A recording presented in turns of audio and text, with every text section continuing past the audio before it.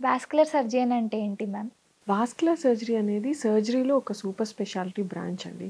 ఇది vascular and endovascular surgery అని అంటాం. వాస్కులర్ సిస్టమ్ అంటే పర్సే దాని డెఫినిషనే బ్లడ్ వెజల్స్. ఈ డిపార్ట్మెంట్లో మా డిపార్ట్మెంట్లో బ్లడ్ వెజల్స్ అండ్ లింఫాటిక్స్ని దానికి సంబంధించిన డిజార్డర్స్ని డీల్ చేస్తాం. బ్లడ్ వెజల్స్ అంటే ఆర్టరీస్, వెయిన్స్. ఆర్టరీస్ అంటే హార్ట్ నుంచి మనకి మిగతా టిష్యూస్ అన్నీ బాడీలో ఉండే టిష్యూస్ అన్నిటికీ బ్లడ్ వెళ్తుంది.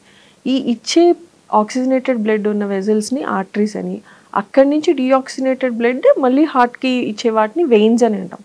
So except brain and heart core vessels తప్ప మిగతా చోట అన్ని బ్లడ్ వెజల్స్ని వాస్కులర్ అండ్ ఎండోవాస్కులర్ సర్జరీ డిపార్ట్మెంట్లో డీల్ చేస్తామండి. ఇంకా లింఫాటిక్స్ అంటే న్యూట్రియంట్స్, ఫ్లూయిడ్స్ని, ఇమ్యునోగ్లోబులిన్స్ని మనకి అన్ని టిష్యూస్కి ఇచ్చి అక్కడి నుంచి డ్రైన్ చేసే వాటిని లింఫాటిక్ సిస్టమ్ అంటాం.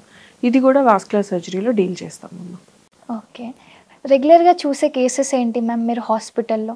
రెగ్యులర్గా ఓపీడీలో ఎక్కువగా వారికోజ్ వెయిన్స్ అంటే కాళ్ళ మీద చాలామందికి బ్లూగా, బ్లాకిష్గా డైలేట్ అయిపోయి అంటే మెలికలు తిరిగి వెయిన్స్ ఉంటాయి కదండి, వాటిని వారికోజ్ వెయిన్స్ అంటారు.